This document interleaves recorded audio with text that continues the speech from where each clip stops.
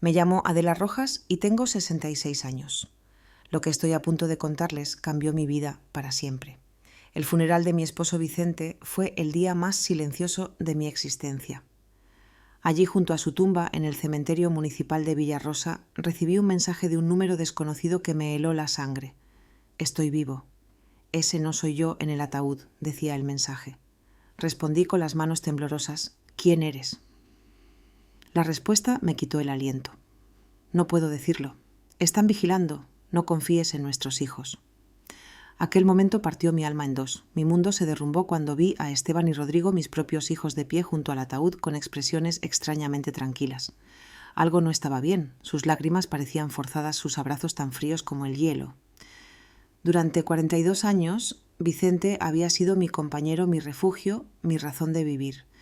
Lo conocí cuando tenía 24 años en el pequeño pueblo de Villarrosa, en la provincia de Cuenca.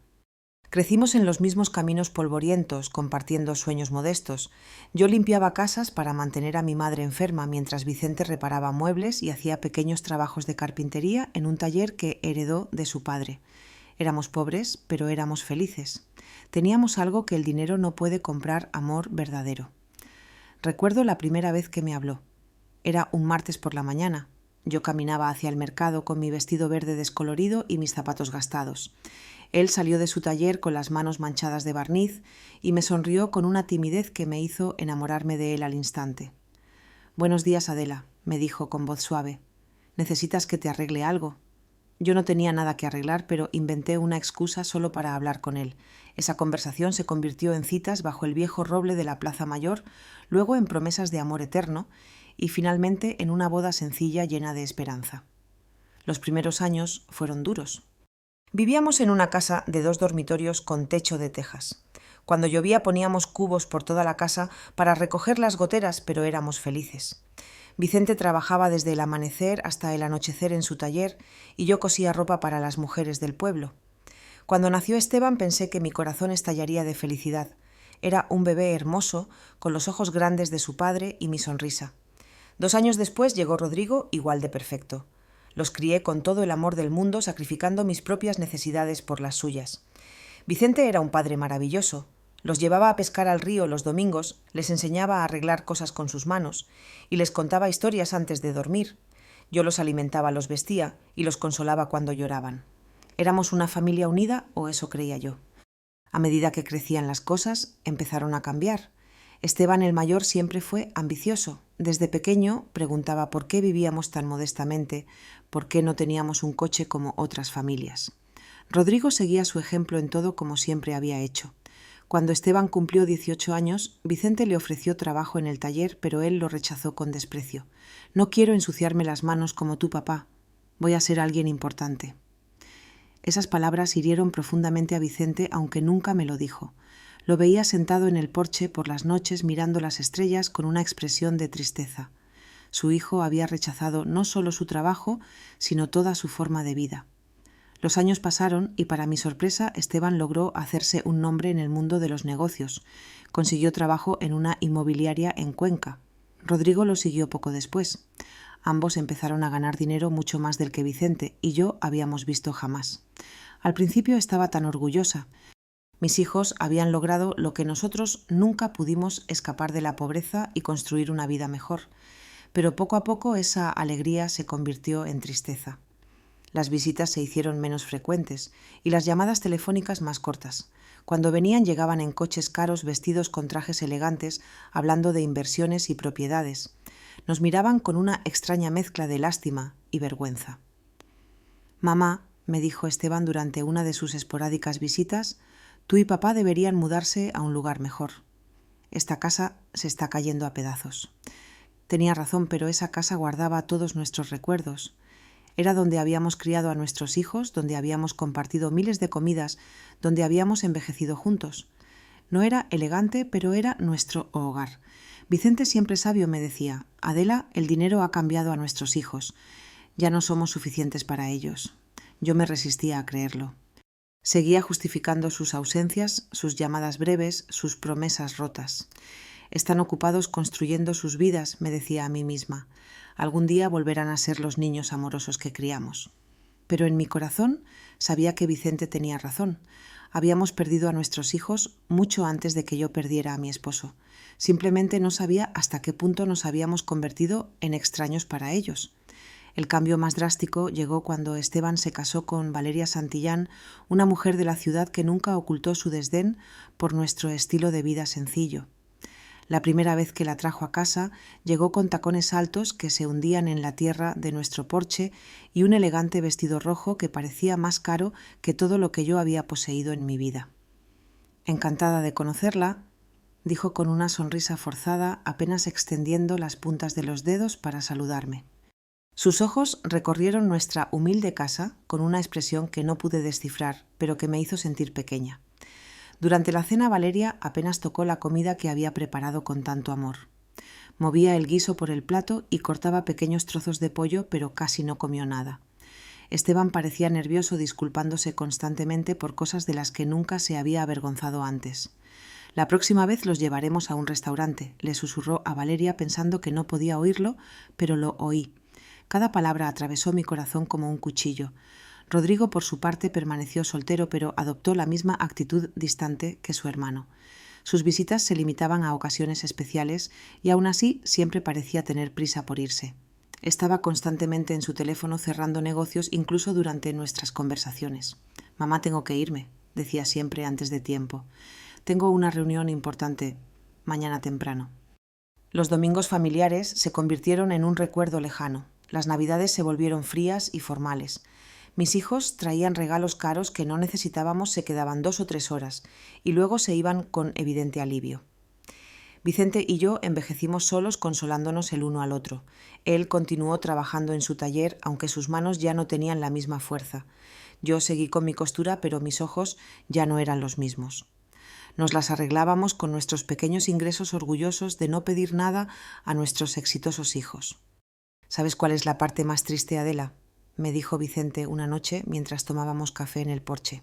«No es que tengan dinero, es que el dinero les ha hecho creer que ya no somos importantes». Tenía razón como siempre. Mis hijos no solo habían cambiado financieramente, habían cambiado de corazón. Ya no éramos sus amados padres. Éramos un recordatorio incómodo de un pasado que querían olvidar. Las cosas empeoraron cuando Esteban compró una casa de 195.000 euros en un barrio exclusivo de Cuenca. Rodrigo hizo lo mismo poco después, invirtiendo en un piso de lujo que costó 145.000 euros. De repente mis hijos eran dueños de fortunas que no podíamos ni imaginar. «Deberían vender esta casa y mudarse a una residencia», sugirió Valeria durante una de sus raras visitas. «Hay algunos lugares muy bonitos para personas de su edad. Estarían más cómodos». La palabra residencia me golpeó como una bofetada. Una residencia de ancianos. Después de 40 años de construir nuestro hogar, después de criar a estos hijos con tanto amor, querían enviarnos a una residencia. «No necesitamos una residencia», respondió Vicente, con la dignidad que siempre lo caracterizó. «Estamos bien aquí en nuestra casa». Pero vi la expresión en los rostros de Esteban y Rodrigo. Apoyaban la idea de Valeria. Para ellos éramos una carga, un problema que resolver de la manera más conveniente. Fue entonces cuando comenzaron las sugerencias más directas. Esteban llegó un día con papeles en la mano, documentos que había preparado sin consultarnos. «Papá, mamá», dijo con esa sonrisa falsa que había perfeccionado. «He estado pensando en su futuro. Esta casa vale como mucho 70.000 euros. Si la venden, yo puedo añadir algo de dinero para que se muden a un lugar mejor». Para nosotros no había lugar mejor que el hogar donde habíamos sido felices durante décadas. Pero Esteban no entendía eso. Para él todo se reducía a números, a valor monetario. «Además», continuó, «creo que papá debería jubilarse del taller. Ya tiene 70 años. Es hora de descansar». Vicente lo miró con infinita tristeza. «Hijo, trabajar no es una carga para mí. Es lo que me mantiene vivo, lo que da sentido a mis días». «Pero podrías lastimarte», insistió Rodrigo, respaldando a su hermano como siempre hacía. «A tu edad, un accidente sería muy peligroso». Sus palabras sonaban preocupadas, pero yo sentía algo más detrás de ellas, una impaciencia, una urgencia que no podía comprender del todo. Los meses siguientes fueron tensos. Mis hijos aumentaron la presión para que vendiéramos la casa. Trajeron agentes inmobiliarios sin avisarnos. La hicieron tasar sin nuestro permiso. Incluso empezaron a hablar de lo que sería mejor para todos. «Mira», me dijo Esteban durante una cena particularmente incómoda, «Valeria y yo hemos decidido tener hijos pronto. Necesitaremos ayuda con los gastos. Si venden la casa y se mudan a un lugar más pequeño, ese dinero podría ser una herencia anticipada». Una herencia anticipada. Estaba pidiendo nuestra herencia mientras todavía estábamos vivos. La audacia de la petición me dejó sin palabras. «Hijo», dijo Vicente con calma, pero vi su mandíbula tensarse, «cuando tu madre y yo muramos, todo lo que tenemos será tuyo, pero mientras estemos vivos, nuestras decisiones son nuestras». «No seas terco», interrumpió Rodrigo con una dureza que nunca le había visto. «Ya son mayores. No pueden seguir viviendo en el pasado». Esa noche, después de que se fueron Vicente y yo, nos quedamos hablando hasta el amanecer. Por primera vez en nuestro matrimonio discutimos la posibilidad de que nuestros hijos no fueran las personas que creíamos haber criado. «Algo está mal, Adela», me dijo mi esposo con una mirada de preocupación que nunca había visto en sus ojos. «Esto no es solo ambición o impaciencia. Hay algo más oscuro detrás de toda esta presión». No tenía idea de cuán profundamente correctas eran sus palabras. No podía imaginar que mis propios hijos estaban planeando algo que cambiaría nuestras vidas para siempre. No sabía que la tragedia que se avecinaba no sería un accidente del destino, sino una conspiración cuidadosamente orquestada por las dos personas en las que más confiaba en el mundo. La última conversación normal que tuve con Esteban fue 3 semanas antes de la muerte de Vicente. Vino solo sin Valeria y parecía más serio de lo habitual. «Mamá», me dijo sentándose en la mesa de la cocina donde había desayunado tantas veces de niño, «quiero que sepas que pase lo que pase, Rodrigo y yo siempre cuidaremos de ti». Sus palabras me tranquilizaron en ese momento, pero ahora, recordándolas junto a la tumba de Vicente, me provocan un escalofrío. ¿Por qué dijo «pase lo que pase»? ¿Qué sabía él que yo no sabía? El accidente que lo cambió todo ocurrió un martes por la mañana. Vicente había salido temprano al taller como había hecho todos los días durante más de 40 años. Yo estaba en la cocina preparando su almuerzo favorito, guiso de cordero con patatas, cuando sonó el teléfono con una urgencia que me heló la sangre. «Señora Rojas», preguntó una voz que no conocía. «Llamo del Hospital Comarcal Nuestra Señora del Rosario. Su esposo ha sufrido un accidente grave. Necesita venir inmediatamente». Las palabras se difuminaron en mi mente como tinta en agua. El mundo se detuvo, mis piernas se volvieron de gelatina y tuve que agarrarme al marco de la puerta para no caer. «¿Qué pasó? ¿Está bien? ¿Está vivo?» «Está en la UCI, señora. Por favor, venga lo antes posible». El viaje al hospital fue una pesadilla borrosa. Mi vecina Remedios tuvo que llevarme porque yo temblaba tanto que no podía ni sostener las llaves. Durante todo el camino mi mente se negaba a procesar lo que estaba pasando. Vicente era cuidadoso, meticuloso en su trabajo. ¿Cómo pudo pasar esto? Cuando llegamos al hospital, Esteban y Rodrigo ya estaban allí. Eso me sorprendió porque nadie les había avisado todavía, al menos yo no lo había hecho. Pero en mi desesperación no presté atención a ese detalle. «Mamá», dijo Esteban abrazándome con una fuerza que parecía genuina, «papá está muy mal. Los médicos dicen que tuvo un colapso en el taller. Tiene problemas respiratorios graves y daño cerebral».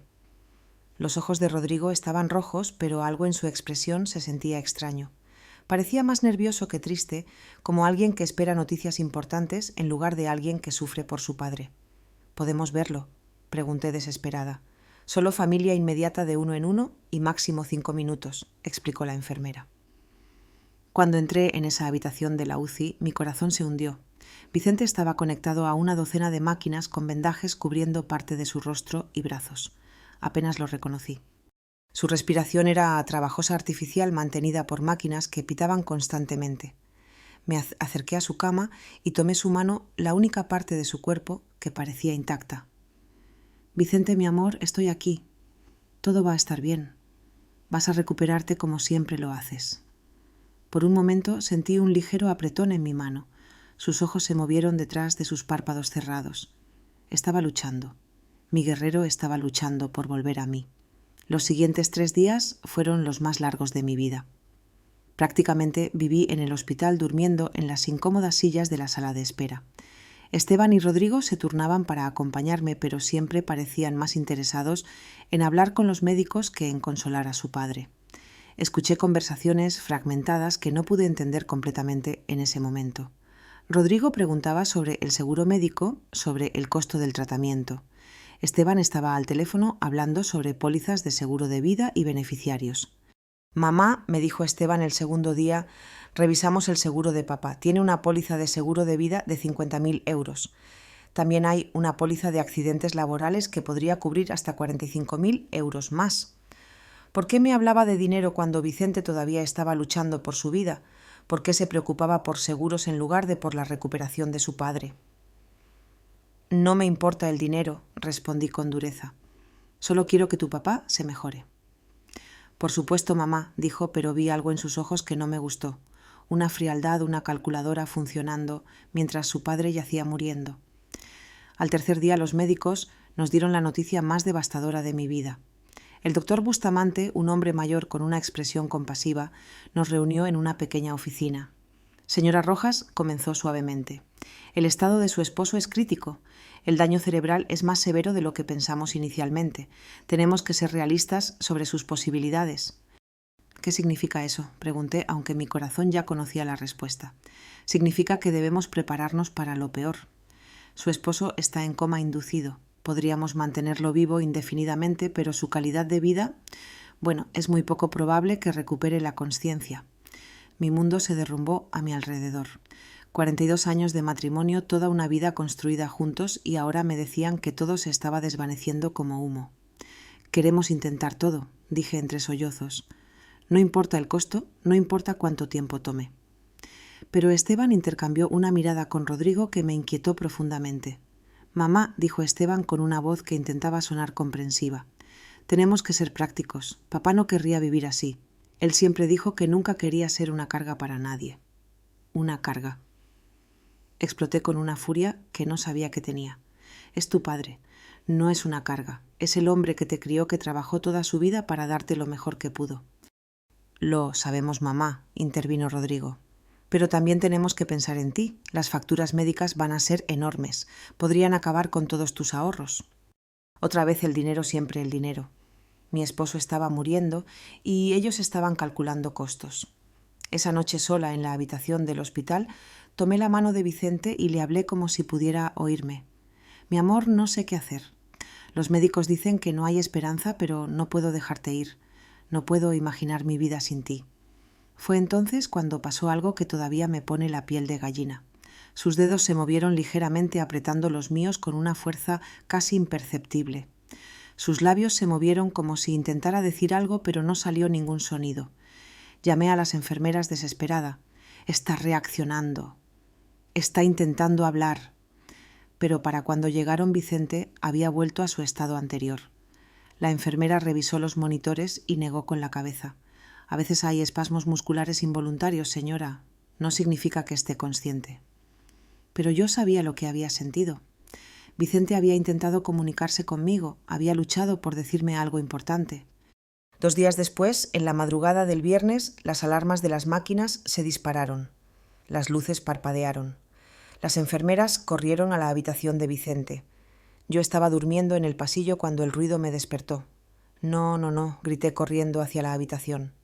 Los médicos trabajaron durante 40 minutos tratando de reanimarlo, pero fue inútil. A las 4:37 de la madrugada, Vicente fue declarado oficialmente muerto. El dolor que sentí en ese momento fue físico, como si me hubieran arrancado el corazón del pecho. Me derrumbé junto a su cama, abrazando su cuerpo aún tibio, negándome a aceptar que se había ido para siempre. Esteban y Rodrigo llegaron al hospital 1 hora después de la muerte de su padre. Parecían preparados como si hubieran estado esperando la llamada. Trajeron papeles, documentos, números de teléfono de funerarias. «Ya hablamos con la funeraria San José», me dijo Esteban, mientras yo todavía lloraba inconsolablemente. «Pueden recoger el cuerpo esta mañana. También contactamos con el seguro», añadió Rodrigo. «El proceso de reclamación ya está en marcha». ¿Cómo podían ser tan eficientes, tan organizados, tan fríos, apenas 1 hora después de perder a su padre? Algo estaba mal, pero mi dolor era tan intenso que no podía pensar con claridad. El funeral fue programado para el domingo siguiente. Esteban se encargó de todos los arreglos sin consultarme realmente. Eligió el ataúd más simple, el servicio más corto, como si quisiera terminar con todo lo más rápido posible. Es lo que papá hubiera querido, dijo cuando me quejé de no ser incluida en las decisiones. Algo sencillo, sin alboroto. Pero Vicente merecía mejor que esta prisa indecente por enterrarlo y olvidarlo. El día del funeral llegó nublado y frío, como si el cielo mismo llorara por Vicente. Me puse mi único vestido negro, el mismo que había usado para el funeral de mi madre años atrás. Mis manos temblaban tanto que Remedios tuvo que ayudarme a abrochar los pequeños botones de la espalda. «Sé fuerte, Adela», me susurró mi querida amiga mientras me peinaba cuidadosamente. «Vicente querría verte fuerte», pero yo no me sentía fuerte. Me sentía vacía como un cascarón sin alma. 42 años de matrimonio no se pueden enterrar tan fácilmente. Cada objeto en la casa me recordaba a él. Su taza de café en la mesa, sus herramientas en el porche, su almohada que todavía guardaba su olor. Cuando llegamos al cementerio me sorprendió lo poca gente que había asistido. Esperaba ver a más compañeros de trabajo del taller de Vicente, más vecinos más conocidos. Pero solo estábamos Esteban, Rodrigo, Valeria Remedios, yo y el párroco. Para un hombre que había vivido 70 años en el mismo pueblo que había ayudado a tanta gente, el funeral parecía extrañamente vacío. «¿Dónde están los del taller?», le pregunté a Esteban. «No queríamos molestar a nadie», respondió rápidamente. Papá era una persona privada, hubiera preferido algo íntimo. Pero eso no era cierto. Vicente amaba a su comunidad, se preocupaba por sus vecinos, hubiera querido que vinieran a despedirse. ¿Por qué había decidido Esteban hacer todo tan secreto, tan apresurado? Durante el servicio observé a mis hijos con un extraño desapego emocional. Esteban tenía una expresión solemne apropiada para la ocasión, pero sus ojos constantemente miraban su reloj. Rodrigo parecía inquieto, como si tuviera cosas más importantes que hacer. Valeria revisaba discretamente su teléfono detrás de su velo negro. Así era como se despedían de su padre con impaciencia y distracciones. El párroco habló sobre la vida eterna, sobre el descanso merecido, sobre el reencuentro con Dios. Sus palabras se sentían huecas en mi corazón destrozado. No quería que Vicente descansara en paz. Quería que volviera a casa conmigo, que siguiéramos envejeciendo juntos, que siguiéramos tomando café en el porche cada tarde. Cuando llegó el momento de echar tierra sobre el ataúd, mis piernas se negaron a sostenerme. Remedios tuvo que sujetarme mientras sollozaba incontrolablemente. El sonido de la tierra golpeando la madera era final, concluyente, sin esperanza. Fue en ese momento exacto, de pie junto a la tumba de mi esposo, cuando mi teléfono vibró. Un mensaje de texto de un número desconocido. «Estoy vivo. Ese no soy yo en el ataúd». Mi corazón se detuvo. Las letras bailaban frente a mis ojos como si estuviera alucinando. Estaba perdiendo la cabeza por el dolor. Con manos temblorosas respondí: «¿Quién eres?». La respuesta llegó inmediatamente. «No puedo decirlo. Están vigilando. No confíes en nuestros hijos». El teléfono cayó de mis manos como si quemara. Remedios se agachó para recogerlo, pero la detuve bruscamente. No podía dejar que nadie más viera esos mensajes, no hasta que entendiera qué estaba pasando. «¿Estás bien, mamá?», preguntó Esteban acercándose con una expresión preocupada. Lo miré fijamente tratando de encontrar alguna pista en su rostro. Sus ojos parecían sinceros, pero ahora cada gesto, cada palabra, cada expresión me parecía sospechosa. «Estoy bien», mentí, guardando el teléfono en mi bolso. «Solo necesito irme a casa». En el camino de regreso no podía sacarme esos mensajes de la cabeza. ¿Era posible que alguien estuviera jugando una broma cruel en el peor momento de mi vida? ¿O realmente había una posibilidad de que Vicente estuviera vivo? Pero si estaba vivo, ¿quién habíamos enterrado? Y si no estaba vivo, ¿quién sabía suficientes detalles sobre nuestras vidas para escribir algo tan específico sobre nuestros hijos? Esa noche sola, en mi casa, que ahora se sentía como una tumba, revisé cada detalle de los últimos días. El accidente de Vicente había sido extraño desde el principio. Según Esteban, una máquina había explotado en el taller, pero Vicente conocía cada tornillo y cable de ese lugar. Era meticuloso con el mantenimiento, obsesivo con la seguridad. Además, ¿cómo habían llegado mis hijos al hospital tan rápido si nadie les había avisado? El hospital me había llamado a mí primero. Yo era el contacto de emergencia. ¿Cómo sabían del accidente antes que yo? Y luego estaba el dinero. Desde el primer día, Esteban y Rodrigo habían hablado de pólizas de seguro y beneficiarios como si hubieran estado esperando este momento preparándose para él. Decidí revisar los papeles de Vicente. En su viejo escritorio de madera guardaba todos sus documentos importantes en una caja metálica. Pólizas de seguro, la escritura de la casa. Documentos del taller, todo estaba ahí. Encontré la póliza de seguro de vida de 50.000 euros que Esteban había mencionado. Pero había algo que no recordaba. La póliza había sido actualizada solo 6 meses antes, aumentando la cobertura de 15.000 a 50.000 euros. ¿Por qué había aumentado Vicente su seguro de vida? Nunca me mencionó ese cambio y, lo que es más importante, quién le había sugerido que lo hiciera.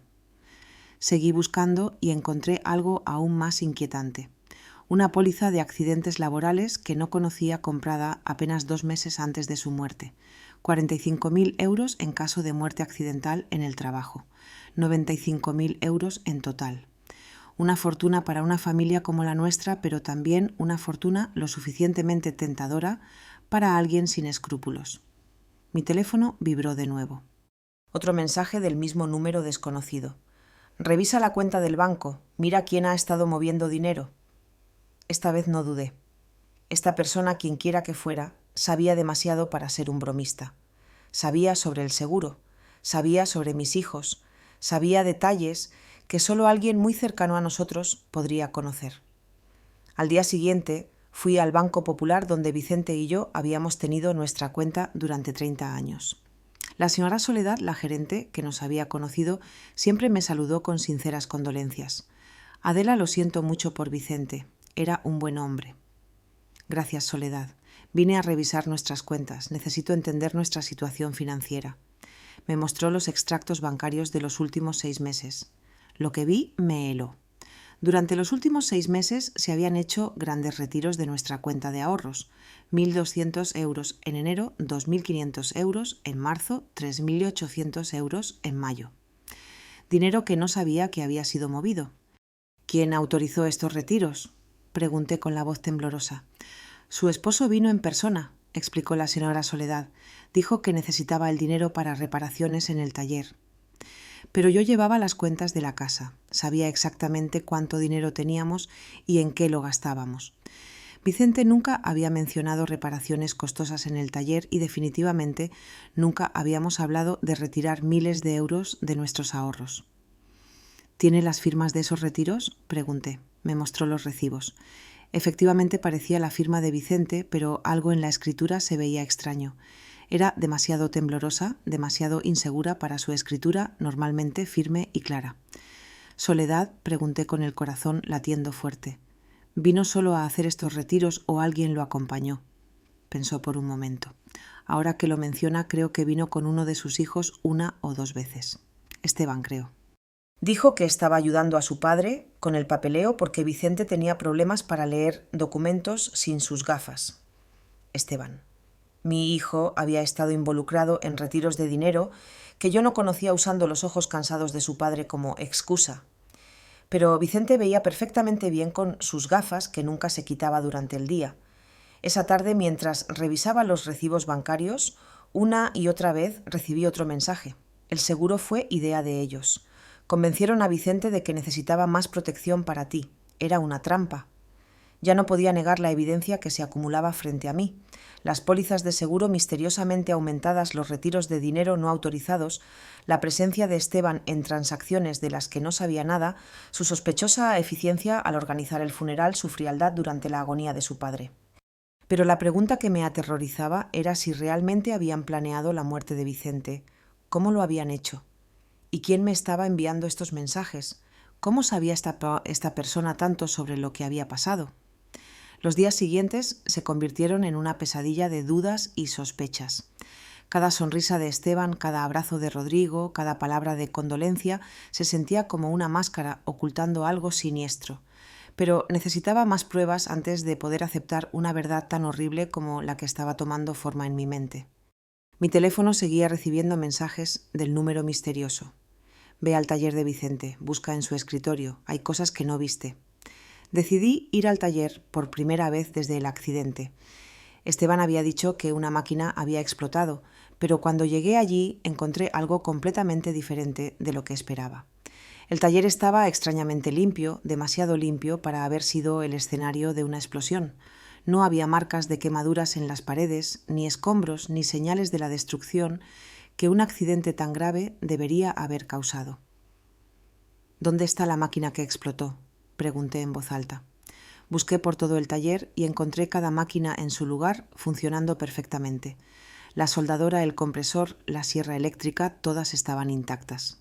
¿Qué entonces había sido la causa del accidente?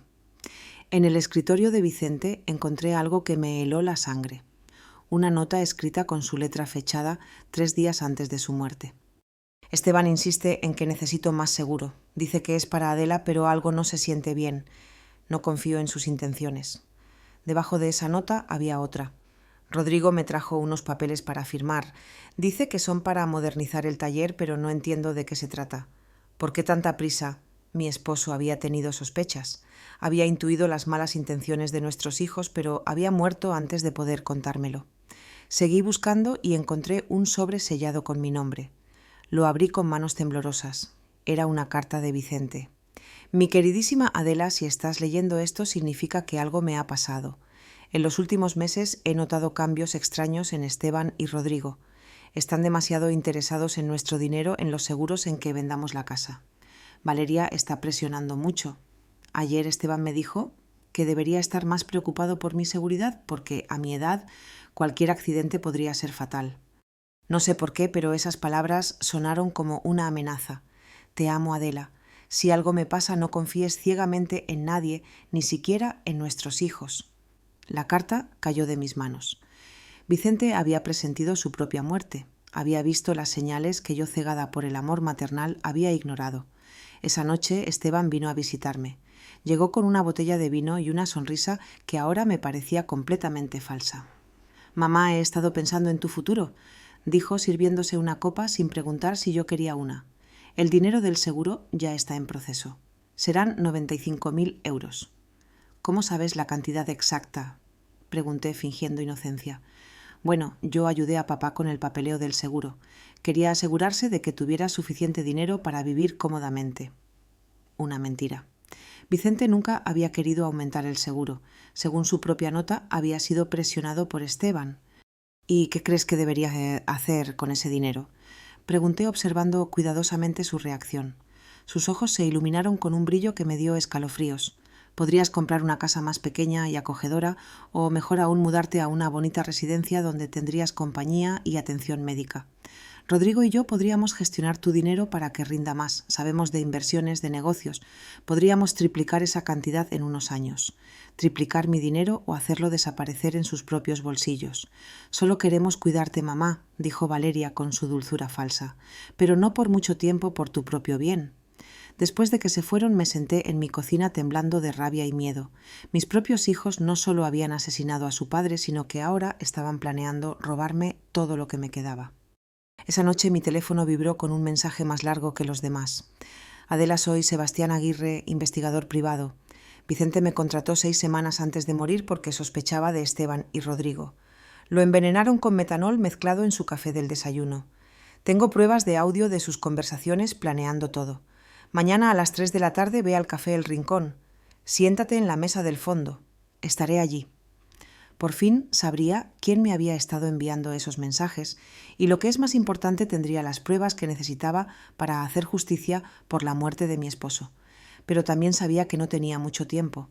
Esteban y Rodrigo habían mostrado su mano. Si no actuaba rápido, terminaría encerrada en una residencia mientras ellos gastaban el dinero que había costado la vida de Vicente. La guerra había comenzado, y aunque yo era una mujer de 66 años contra 2 hombres despiadados, tenía algo que ellos no tenían: la verdad. Y la verdad, tarde o temprano, siempre encuentra la manera de salir a la luz. Esa noche, por primera vez desde la muerte de Vicente, sonreí, porque sabía que mi esposo no había muerto en vano. Su cautela, su instinto, su decisión de contratar a un investigador privado iba a permitirme hacer justicia. Esteban y Rodrigo habían subestimado gravemente a su madre. Estaban a punto de descubrir que una mujer luchando por la memoria de su esposo asesinado es una fuerza más poderosa que toda su codicia combinada. Continuará en la parte 2. Debido a la extensión del contenido, dividiré la historia en partes para mantener la calidad y atención al detalle. ¿Desea que continúe con la parte 2 inmediatamente o prefiere revisar esta primera parte primero? Copy tiep tu content Juanchin Bang Tienta y Bañá, parte d'ahí. El día siguiente llegó cargado de nerviosismo y anticipación. Me vestí con cuidado eligiendo mi vestido morado más serio, el que usaba para ocasiones importantes. Si iba a encontrarme con el hombre que podía darme las respuestas que necesitaba, quería estar preparada para cualquier revelación. A las 2:30 de la tarde, caminé hacia el Café El Rincón con pasos decididos pero cautelosos. Cada sombra parecía sospechosa. Cada persona en la calle podía ser un espía enviado por mis hijos. La paranoia de la que me habían acusado estaba empezando a sentirse justificada. El café estaba moderadamente lleno. Fui directamente a la mesa del fondo como me habían indicado. Pedí una manzanilla y esperé con las manos temblando ligeramente sobre la mesa de madera gastada. Exactamente a las 3 en punto, un hombre de unos 50 años se acercó a mi mesa. Era alto de pelo canoso, con ojos inteligentes y una expresión seria pero amable. Llevaba una carpeta marrón bajo el brazo. «¿Señora Rojas?», preguntó en voz baja. Asentí sin confiar todavía en mi voz. «Soy Sebastián Aguirre. Lamento mucho su pérdida. Vicente era un buen hombre». Se sentó frente a mí y colocó la carpeta sobre la mesa. Antes de mostrarle lo que tengo, necesito que sepa que lo que está a punto de escuchar y ver va a ser muy doloroso. ¿Está preparada? He estado preparándome desde que recibí su primer mensaje. Respondí con una firmeza que no sabía que tenía. Sebastián abrió la carpeta y sacó una pequeña grabadora de voz. Vicente vino a verme hace 6 semanas. Estaba preocupado por el comportamiento de sus hijos. Me contrató para investigarlos discretamente. Presionó el botón de reproducción. La voz de Vicente, tan familiar y querida, llenó el pequeño espacio entre nosotros. «Sebastián, necesito que sepas que si algo me pasa no será un accidente. Esteban y Rodrigo me han estado presionando para aumentar mi seguro de vida. Ayer Esteban me trajo unos papeles que dijo eran para proteger mejor a Adela, pero cuando los leí me di cuenta de que también había cláusulas que los beneficiaban directamente a ellos». Mi corazón se aceleró. Escuchar la voz de Vicente era como tenerlo de vuelta por unos minutos, pero sus palabras confirmaban mis peores sospechas. La grabación continuó. Rodrigo ha estado haciendo preguntas extrañas sobre mi rutina diaria, qué como en el desayuno, a qué hora salgo de casa si Adela viene al taller conmigo. Dice que es por preocupación, pero algo en la forma en que pregunta me inquieta. Sebastián pausó la grabación. Esta conversación fue 6 semanas antes de su muerte, pero tengo algo más reciente. Reprodujo otra grabación, esta vez con la voz de Esteban de fondo hablando por teléfono. No podemos esperar más.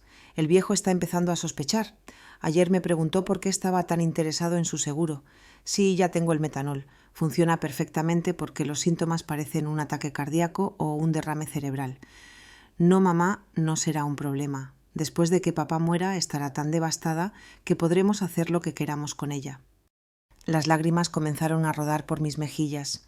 Era la voz de mi hijo, mi propio hijo, planeando fríamente el asesinato de su padre. «Hay más», dijo Sebastián suavemente. «Esta grabación es del día antes de la muerte de Vicente». Una nueva grabación comenzó. Esta vez era Rodrigo hablando con alguien.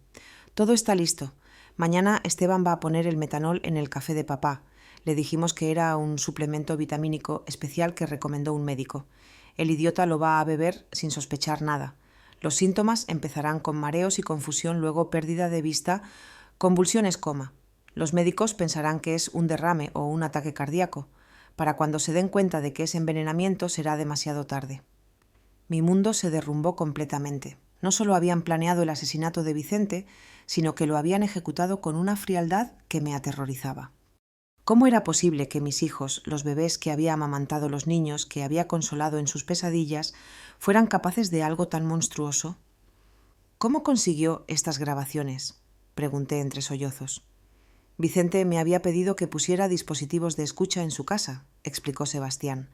«Tenía miedo, pero no sabía exactamente de qué. Colocamos micrófonos en el teléfono de la casa y en algunos otros lugares estratégicos». Sacó una serie de fotografías de la carpeta.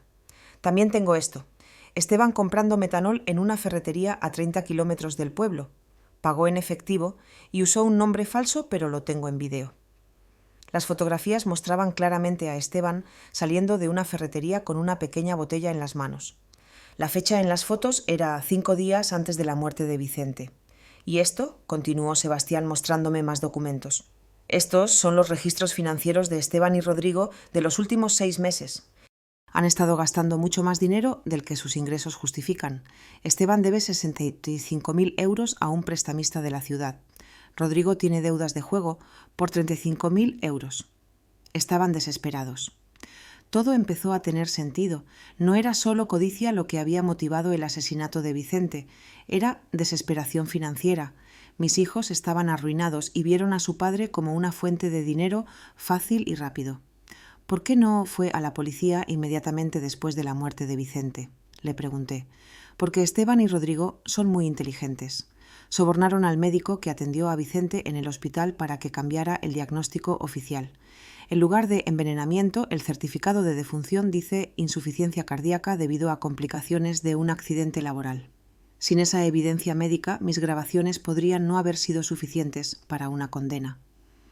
Pero ahora tenemos toda la evidencia junta, dije sintiendo una mezcla de dolor y determinación. Exactamente. Y hay una cosa más que necesitas saber. Mi sangre se heló. ¿Qué? ¿Sus hijos también estaban planeando matarla a usted?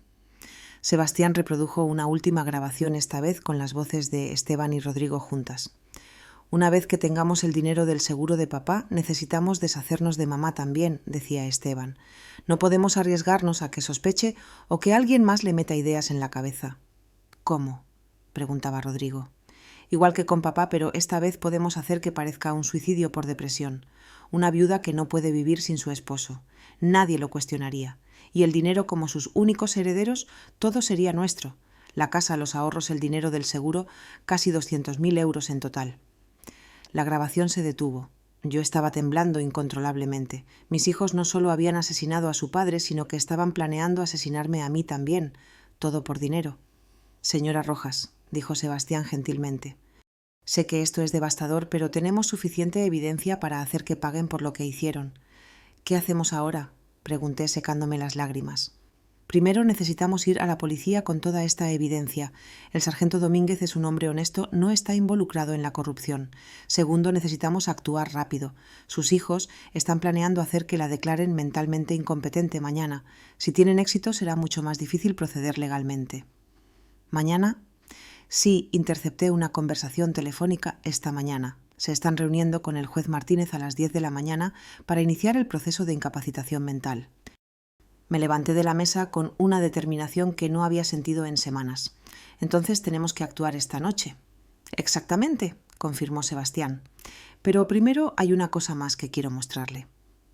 Sacó una última fotografía de la carpeta. En ella Vicente salía de una clínica médica que no reconocí. 3 días antes de morir, su esposo fue a hacerse un examen médico completo en una clínica de Cuenca. Los resultados muestran que estaba perfectamente sano. No había signos de enfermedad cardíaca. Su presión arterial era normal. Todo estaba perfecto. Esto prueba definitivamente que su muerte fue causada por envenenamiento, no por problemas de salud naturales. Esa era la pieza final de evidencia que necesitábamos. Vicente había sido un hombre sano asesinado por sus propios hijos. Sebastián, dije tomando su mano, gracias por mantener su promesa a mi esposo. Ahora hagamos justicia. Esa misma noche Sebastián y yo fuimos directamente al cuartel de la Guardia Civil. El sargento Domínguez estaba trabajando el turno de noche esa semana, lo cual era perfecto para nuestros propósitos. Cuando llegamos eran las 8 de la noche y el cuartel estaba relativamente tranquilo. Sargento Domínguez, dije con voz firme, necesito presentar una denuncia formal por el asesinato de mi esposo Vicente. El sargento me miró con sorpresa. ¿Asesinato, señora Rojas?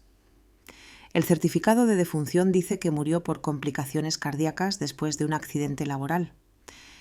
El certificado de defunción es falso, respondí colocando la carpeta de Sebastián sobre su escritorio.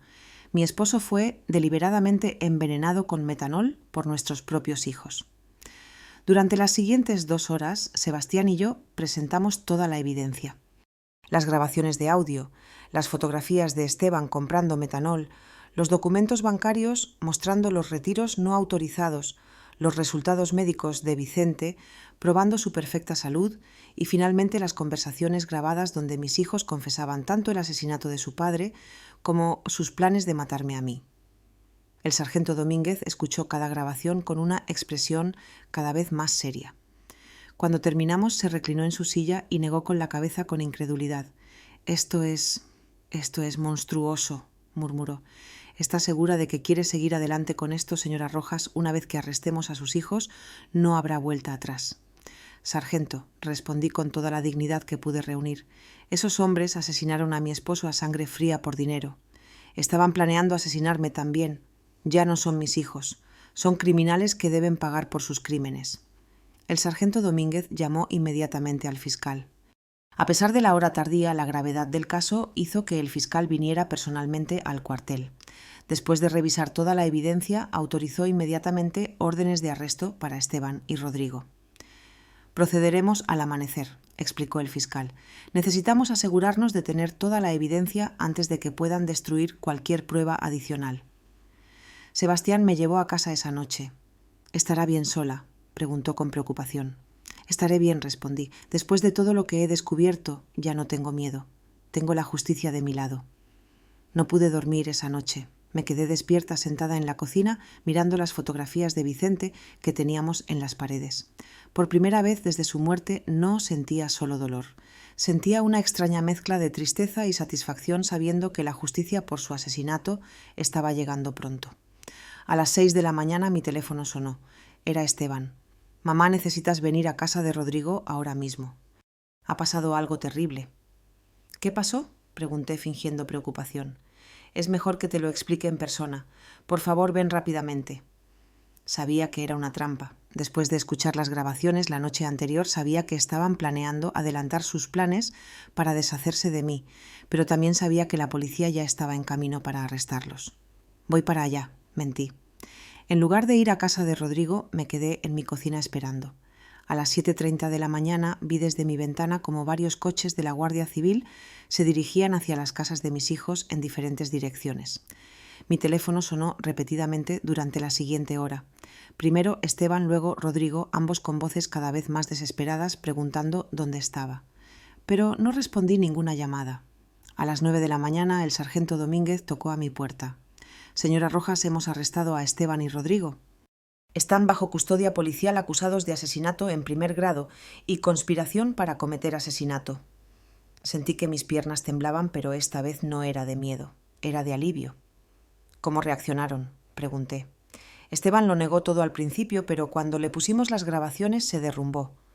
Rodrigo intentó escapar por la ventana trasera de su casa. Tuvimos que perseguirlo durante 6 cuadras. Esa tarde Valeria vino a verme. Llegó sollozando, suplicando completamente diferente de la mujer fría y calculadora que había conocido. «Señora Rojas, por favor, tiene que retirar los cargos contra Esteban. Él no es malo, solo estaba desesperado por sus deudas. Esto también es mi culpa. Yo lo presioné mucho para conseguir dinero». La miré sin un rastro de compasión. «Valeria, tu esposo envenenó a mi esposo. Estaba planeando asesinarme también. No hay explicación ni justificación para eso». «Pero somos familia», gritó con desesperación. «Piensa en lo que esto va a hacerle a la familia». «La familia murió el día que decidieron matar a Vicente por dinero», respondí fríamente. «Ahora, por favor, sal de mi casa». 3 días después ella se llevó a cabo la exhumación del cuerpo de Vicente.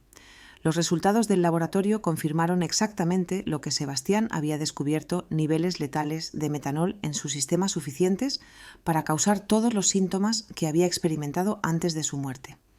El caso se convirtió en una sensación en todo el pueblo. Nadie podía creer que 2 hijos hubieran asesinado a su propio padre por dinero. Los periódicos locales lo llamaron el crimen más cruel de la década. Durante las semanas siguientes salieron a la luz más detalles durante la investigación. Esteban realmente debía 65.000 euros a prestamistas ilegales que habían comenzado a amenazarlo con violencia. Rodrigo había perdido 35.000 euros en salas de juego clandestinas y también enfrentaba amenazas. Habían visto el dinero del seguro de vida de Vicente como su única salvación, pero su codicia los había llevado a aumentar las pólizas tan dramáticamente que había despertado las propias sospechas de su padre. También descubrimos que el médico que había falsificado el certificado de defunción había recibido 5.000 euros en efectivo de Esteban. Fue arrestado también por obstrucción a la justicia y falsificación de documentos oficiales. Sebastián me explicó todos los detalles del plan que Vicente había hecho con él. Su esposo era más inteligente de lo que sus hijos creían. Sabía que algo malo se avecinaba, pero no sabía exactamente qué. Me contrató no solo para investigar a Esteban y Rodrigo, sino también para protegerla a usted si algo le pasaba a él. ¿Sabía que iban a matarlo?, pregunté. No exactamente, dijo Sebastián, pero sospechaba que su vida estaba en peligro. Por eso instalamos los dispositivos de grabación, por eso documentamos todo. Quería asegurarse de que si algo le pasaba, la verdad saliera a la luz. Mi Vicente, incluso en sus últimos días, había estado protegiéndome. Había anticipado la traición de nuestros hijos y había tomado medidas para asegurar que la justicia prevaleciera. El juicio estaba programado para comenzar en 2 meses. Tanto Esteban como Rodrigo enfrentaban cargos de asesinato en primer grado que en nuestro sistema legal conllevaba una sentencia de 25 a 30 años de prisión. El día del juicio llegó después de 2 meses de intensa preparación legal. La sala del tribunal estaba completamente llena. Periodistas de varios periódicos regionales habían venido a cubrir lo que ya se conocía como el caso de los hijos asesinos. Todo el pueblo estaba allí, vecinos antiguos, compañeros de trabajo de Vicente, incluso personas que apenas conocía pero que querían presenciar este momento histórico de justicia. Me puse mi mejor vestido negro, el mismo que había usado para nuestra boda hace tantos años, pero que ahora representaba luto y dignidad. Sebastián me acompañó sentándose a mi lado durante todo el proceso. Su presencia me dio la fuerza para enfrentar lo que sería el día más difícil de mi vida. Esteban y Rodrigo entraron en la sala del tribunal esposados, vestidos con los monos naranjas de la prisión. Ver a mis hijos así me rompió el corazón una vez más, pero ya no sentía lástima por ellos. Solo sentía una profunda tristeza por la muerte moral que habían elegido mucho antes de asesinar físicamente a su padre. El fiscal presentó el caso con precisión devastadora. Una por una las grabaciones fueron reproducidas para el tribunal. El silencio era absoluto cada vez que se escuchaban las voces de Esteban y Rodrigo planeando fríamente el asesinato de Vicente. Cuando el fiscal reprodujo la grabación donde planeaban matarme también varias personas en la audiencia, jadearon horrorizadas. Una señora mayor se levantó y salió de la sala llorando. No podía culparla. Era difícil procesar tanta crueldad. Señoras y señores, dijo el fiscal durante su declaración inicial, este no es un caso ordinario de codicia familiar, este es un caso de premeditación fría y calculada donde 2 hombres decidieron asesinar al padre que los había criado con amor y sacrificio simplemente porque necesitaban dinero para pagar sus deudas de juego y préstamos irresponsables. Los abogados de Esteban y Rodrigo intentaron presentar una defensa basada en circunstancias desesperadas e influencias externas, pero la evidencia era abrumadora. Las grabaciones no mentían, los documentos bancarios no mentían, la evidencia forense del metanol en el cuerpo de Vicente no mentía. Cuando llegó mi turno de testificar, caminé al estrado con las piernas temblorosas, pero la mente clara. Había estado esperando este momento durante meses. «Señora Rojas», me preguntó el fiscal, ¿puede decirnos cómo era su relación con sus hijos antes del asesinato de su esposo? Pensaba que tenía una buena relación con ellos, respondí mirando directamente a Esteban y Rodrigo. Los crié con amor, sacrifiqué todo por su bienestar. Su padre trabajó desde el amanecer hasta el anochecer para darles lo mejor que pudimos. Nunca imaginé que ese amor y sacrificio se convertirían en la razón de su asesinato. ¿En algún momento sospechó que podrían hacerle daño a su esposo? No. Esa es la parte más dolorosa de todo esto. Confiaba en ellos completamente. Cuando me dijeron que Vicente había tenido un accidente en su taller, les creí. Cuando organizaron el funeral tan rápidamente pensé que estaban siendo eficientes en su dolor. Nunca imaginé que estaban encubriendo un asesinato. Esteban bajó la cabeza durante mi testimonio. Rodrigo me miraba desafiante, pero vi lágrimas en sus ojos. Demasiado tarde para las lágrimas. Demasiado tarde para el arrepentimiento. El momento más dramático del juicio llegó cuando el fiscal decidió reproducir la grabación completa de la conversación donde planeaban mi propio asesinato. La voz de Esteban llenó la sala. Una vez que tengamos el dinero del seguro de papá, necesitamos deshacernos de mamá también. No podemos arriesgarnos a que sospeche. Un murmullo de horror recorrió la audiencia. Varias personas se volvieron para mirarme con expresiones de incredulidad y compasión. «¿Cómo se sintió cuando escuchó esta grabación por primera vez?», me preguntó el fiscal. «Me di cuenta de que había perdido a mis 2 hijos mucho antes de perder a mi esposo», respondí con la voz quebrada pero firme. Los bebés que amamanté, los niños que consolé en sus pesadillas, habían muerto y sido reemplazados por 2 extraños capaces de cualquier crueldad por dinero. La defensa intentó interrogarme sugiriendo que quizás había malinterpretado las intenciones de mis hijos, que tal vez el dolor me había hecho exagerar la evidencia. Pero las grabaciones hablaban por sí mismas. Sebastián también testificó explicando en detalle cómo Vicente lo había contratado porque tenía miedo de sus propios hijos.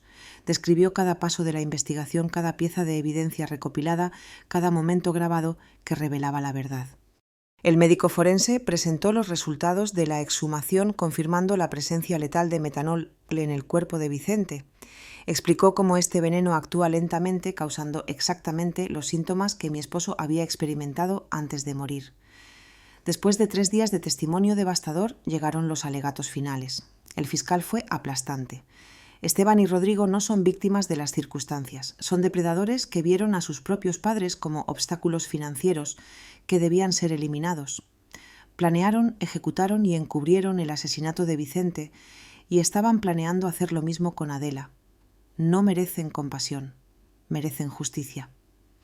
Los 3 magistrados del tribunal deliberaron durante 8 horas.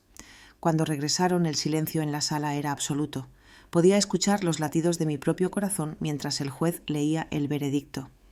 En el caso del Estado contra Esteban Rojas y Rodrigo Rojas por el cargo de asesinato en primer grado de Vicente Rojas, encontramos a los acusados culpables. La sala estalló en murmullos y exclamaciones. Esteban se derrumbó en su silla, finalmente comprendiendo la magnitud de lo que había hecho. Rodrigo permaneció rígido mirando al frente sin expresión. Por el cargo de conspiración para cometer asesinato contra Adela Rojas encontramos a los acusados culpables. El juez procedió inmediatamente a la sentencia. Esteban Rojas y Rodrigo Rojas por el asesinato premeditado de su padre y la conspiración para asesinar a su madre los condenó a 30 años de prisión sin posibilidad de reducción de condena durante los primeros 20 años. Cuando escuché esas palabras sentí que un peso gigantesco se levantaba de mis hombros. Justicia. Finalmente había justicia para Vicente. Después del juicio, muchas personas se acercaron a abrazarme y expresar su apoyo. Remedios lloró conmigo no de tristeza, sino de alivio. Adela Vicente puede descansar en paz ahora, me susurró. Esa noche volví a mi casa, que ahora se sentía diferente. Ya no era un lugar de dolor y traición. Era mi hogar otra vez, el lugar donde Vicente y yo habíamos sido felices durante 42 años. Sebastián vino a visitarme una semana después del juicio. «¿Cómo se siente?», me preguntó. «En paz», respondí honestamente. «Por primera vez, desde la muerte de Vicente, duermo tranquila. Sé que está descansando porque su muerte no quedó impune». «¿Y el dinero, el seguro, los ahorros?». «Doné el dinero del seguro de vida a una fundación para víctimas de crímenes familiares», expliqué. «Ese dinero estaba manchado de sangre. Nunca hubiera podido usarlo. Mis ahorros personales son suficientes para vivir modestamente el resto de mis días». 6 meses después del juicio recibí una carta en el correo de la prisión. Era de Esteban. «Mamá, sé que no merezco tu perdón, pero necesito que sepas que me arrepiento de todo. El dinero, las deudas, la desesperación nos cegaron. Perdimos toda humanidad. Rodrigo y yo destruimos la familia más amorosa del mundo por 95.000 euros, que ni siquiera llegamos a disfrutar. Mañana me suicidaré en mi celda. No puedo vivir con lo que hicimos. Cuídate, mamá. Dile a papá que lamentamos haber sido tan malos hijos». No llegué a tiempo para prevenir su suicidio. Esteban fue encontrado colgado en su celda al día siguiente. Rodrigo, al enterarse de la muerte de su hermano, sufrió un colapso nervioso completo y fue transferido al hospital psiquiátrico de la prisión. Hoy, 2 años después del juicio, vivo en paz en mi pequeña casa. He convertido el taller de Vicente en un jardín donde cultivo flores para llevar a su tumba cada domingo. Sebastián se ha convertido en un amigo cercano, visitándome regularmente para asegurarse de que estoy bien. A veces los vecinos me preguntan si extraño a mis hijos. La respuesta es complicada. Extraño a los niños que fueron, pero esos niños murieron mucho antes de que Vicente lo hiciera. Los hombres en los que se convirtieron no eran mis hijos. Eran extraños que compartían mi sangre, pero no mi corazón. He aprendido que la verdadera familia no se define por la sangre, sino por el amor, la lealtad y el respeto mutuo. Vicente fue mi verdadera familia durante 42 años. Los amigos que me apoyaron durante el juicio son mi familia ahora. La justicia no trajo de vuelta a Vicente, pero me dio paz. Y en las noches tranquilas, cuando me siento en el porche donde tantas veces tomamos café juntos, juro que puedo sentir su presencia orgulloso de mí por haber sido lo suficientemente fuerte para hacer lo correcto, incluso cuando significaba perder a mis hijos para siempre. 5 años han pasado desde ese terrible día en el cementerio cuando recibí el primer mensaje que cambió mi vida para siempre. Hoy tengo 71 años y mi cabello completamente blanco refleja todas las tormentas que he enfrentado y superado. Pero mis ojos, me dice mi querida amiga Remedios, brillan con una paz que no tenían antes. La casa donde Vicente y yo construimos nuestros sueños sigue siendo mi refugio. He hecho algunas mejoras con el dinero que tenía ahorrado. Pinté las paredes de un amarillo suave, el color favorito de Vicente, y convertí su viejo taller en el jardín más hermoso del vecindario. Rosas rojas, claveles blancos, girasoles que siempre buscan el sol tal como él me enseñó a hacer durante nuestros años más difíciles. Sebastián Aguirre se convirtió en más que solo el investigador que me ayudó a hacer justicia. Se convirtió en mi familia elegida. Viene a visitarme cada miércoles por la tarde y tomamos café en el porche mientras me cuenta historias de sus otros casos. A veces me pregunta si me arrepiento de haber denunciado a mis propios hijos, si no hubiera sido mejor guardar el secreto y vivir con la mentira. Nunca, respondo siempre. La verdad duele, pero las mentiras matan el alma. La fundación que establecí con el dinero del seguro de vida se ha convertido en algo más grande de lo que jamás imaginé. La Fundación Vicente Rojas para víctimas de crímenes familiares. Ahora ayuda a docenas de familias cada año que han pasado por tragedias similares a la mía. Tenemos psicólogos, abogados e investigadores privados, todos trabajando para que ninguna otra familia tenga que sufrir en silencio lo que yo sufrí. Hace 6 meses, una mujer de 40 años llamada Elena vino a verme. Su nombre era Elena y sospechaba que su hermano había asesinado a su madre por la herencia. Su historia era dolorosamente similar a la mía, familiares codiciosos, presión, para vender propiedades, comportamiento extraño después de la muerte. La Fundación le proporcionó un investigador privado, asesoramiento legal gratuito y apoyo psicológico durante todo el proceso. Cuando su hermano fue condenado por asesinato, 3 meses después, Elena vino a abrazarme llorando. Señora Rojas, me salvó la vida. Si usted no hubiera tenido el valor de denunciar a sus propios hijos, yo nunca hubiera tenido el valor de denunciar al mío. Esos son los momentos que me recuerdan por qué todo el dolor que pasé valió la pena. Rodrigo todavía está vivo, aunque ya no es el mismo hombre que conocí. Después del suicidio de Esteban, su mente se rompió completamente. Los médicos dicen que vive en un estado constante de culpa y paranoia, creyendo que Vicente viene a visitarlo cada noche para reprenderlo por el asesinato.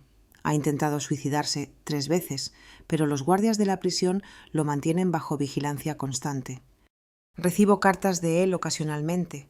Son incoherentes, llenas de disculpas desesperadas y súplicas de perdón.